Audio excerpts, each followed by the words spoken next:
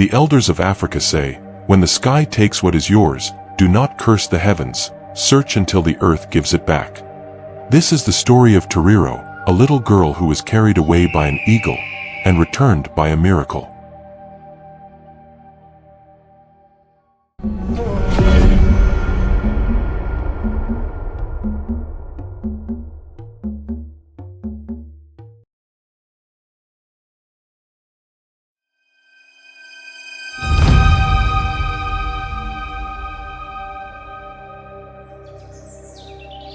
It was the summer of 1932 in Nyanga, a small village nestled in the misty mountains of Zimbabwe. The grass was tall, the rivers full, and the forests alive with the sound of birds and wild creatures. Children played outside, chasing each other between the huts. Mothers pounded maize. Men sharpened their hoes for the fields. Life was simple, predictable, until that day. Among the children was little Toriro, just 3.5 years old. She was bright-eyed, curious, and never far from her mother's side. That afternoon, she played near the kraal, stacking small stones and humming softly to herself. The sun shone golden across the valley. It was a day of peace. But peace, my friends, can vanish in the blink of an eye.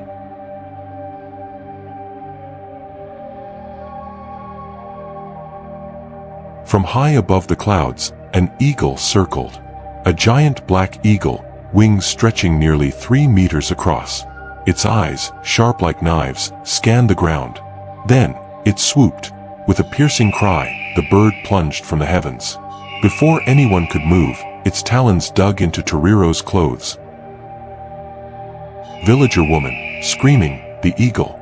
It has taken the child. The bird lifted her into the sky. Mothers dropped their pestles. Men dropped their hoes. A silence fell, broken only by screams as they watched the eagle carry Toriro higher and higher, her small arms flailing.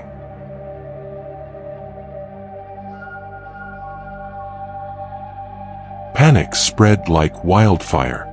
Bells were rung, drums were beaten, and word carried to every corner of Nyanga. Within minutes, over 200 villagers gathered. Some carried spears, others sticks. Many carried nothing but fear in their chests. Elder Chigova, sternly, we must find the nest. That bird has gone to the cliffs. If we do not bring her back tonight, we will never see her again. The cliffs of Mutaratsi Falls towered nearby, sheer rock walls, 180 meters high, where eagles made their nests. It was a place feared by all, but for Toriro, they would risk it.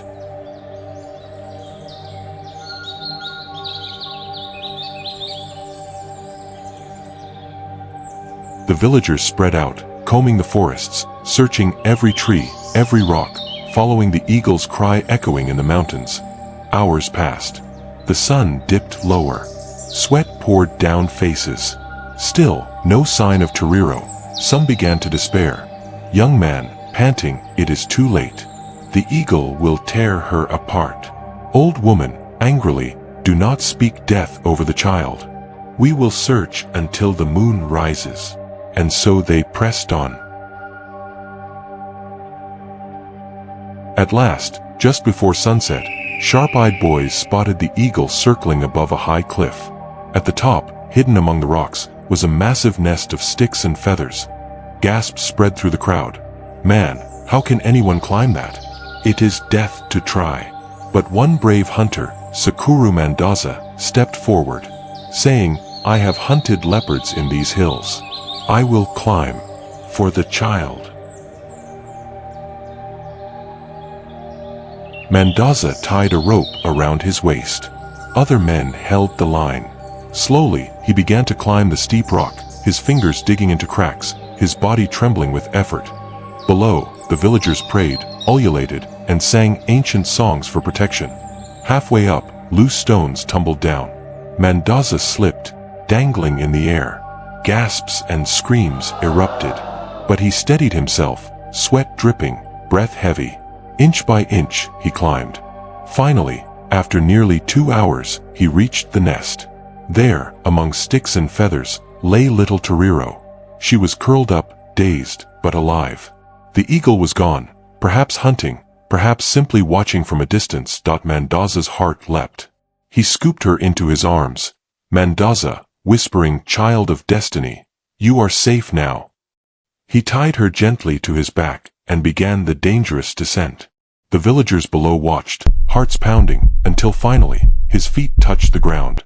Sounds of jubilation, drums, joyful shouts, the people erupted in joy. Mothers cried. Men lifted Mandaza high. And Toriro, wide-eyed but unharmed, clung to her rescuer. That night, the village celebrated as if it were a wedding. Goats were slaughtered, fires burned, songs filled the air. They had witnessed a miracle, a child taken by the sky, yet returned to the earth. Toriro grew up strong and wise, always called Mwana Wadenga, the child of the sky. She lived to the age of 81, passing peacefully in 2010, leaving behind children and grandchildren who carried her story. And to this day, when the people of Nyanga hear the cry of an eagle, they remember Toriro's miracle, and the power of community, courage, and fate. The elders say, the child who is carried away by the storm may yet return if the village refuses to give up. This was the story of the miracle of the eagle's nest.